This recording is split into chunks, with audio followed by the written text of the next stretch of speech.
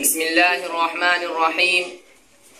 الحمد لله الذي كفى والصلاة والسلام على رسوله المصطفى وعلى آله وأصحابه ذي المجد والصفا.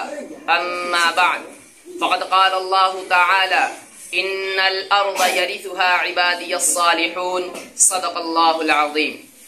محترم سامعین اکرام، ذرا آپ اس زمانے کا تصور کریں جب یک و تنہا ایک 40 سالہ انسان نے اسلام کی آواز بلند کی اور صرف 23 سال میں وہ آواز اتنی دور پہنچ گئی کہ تاریخ اس کی مثال دینے سے قاصر ہے، اور ابھی 1 صدی بھی نہ گزری تھی کہ ایک انقلاب رونما ہو گیا.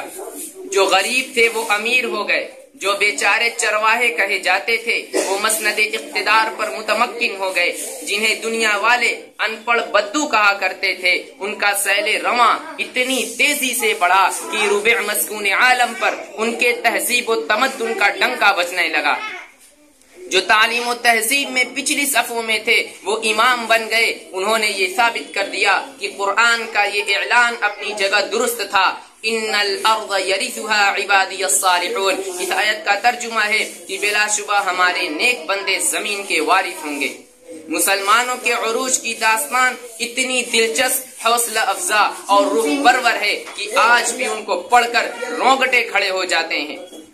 علامہ اقبال نے کیا خوب کہا تھا، دشت تو دشت ہے دریا بھی نہ چھوڑے ہم نے، دشت تو دشت ہے دریا بھی نہ چھوڑے ہم نے، بحر ظلمات میں دوڑا دیے گھوڑے ہم نے.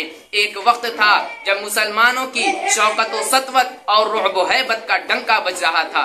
4 داغ عالم میں ان کے عروج کی داستانیں برزبان تھی. وہ نیک تھے، راست باز تھے، صاحب صلاحیت تھے، موجد تھے، محقق تھے، علمی دوست تھے، اور سب سے بڑی بات یہ تھی کہ ان کے دل میں خدا اور رسول سے اتنی محبت تھی کہ جتنی وہ اپنی مال و دولت اور اہل و عیال سے بھی نہیں کرتے تھے. یہی وجہ تھی کہ وہ جدھر رخ کرتے فتح ہی نصیب ہوتی تھی. جس سرزمین پر قدم رکھتے ان کے قدم چومنے کے لیے بے قرار نظر آتی تھی.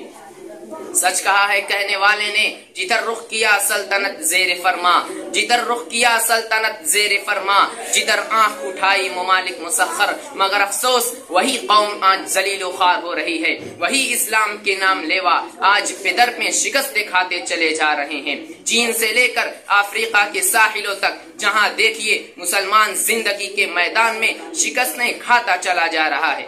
آخر کیوں؟ کیا کبھی ہم نے اس کو بھی سوچا ہے؟ سوچیے اور سمجھیے. ظاہر ہے کہ جن صفات نے ہمیں ترقی کے منازل طے کرائے تھے، جن خوبیوں نے ہمیں بام عروج پر پہنچایا تھا، اگر وہی خوبیاں ہم پھر سے پیدا کر لیں تو یقین رکھیے ہم سب جلد کامیاب ہوں گے. آخر میں اس شعر کے ساتھ میں اپنی تقریر کا اختتام کرتا ہوں کہ جب سر میں ہوائے طاعت تھی، جب سر میں ہوائے طاعت تھی، سر سبز شجر امید کا تھا. جب سر عصیاں چلنے لگیں اس پیڑ نے پھلنا چھوڑ دیا. اللہ کی راہ اب بھی ہے کھلی، آثار و نشاں سب قائم ہیں. اللہ کی راہ اب بھی ہے کھلی، آثار و نشاں سب قائم ہیں. اللہ کے بندوں نے لیکن اس راہ پہ چلنا چھوڑ دیا. وآخر دعوانا ان الحمد للہ رب العالمین.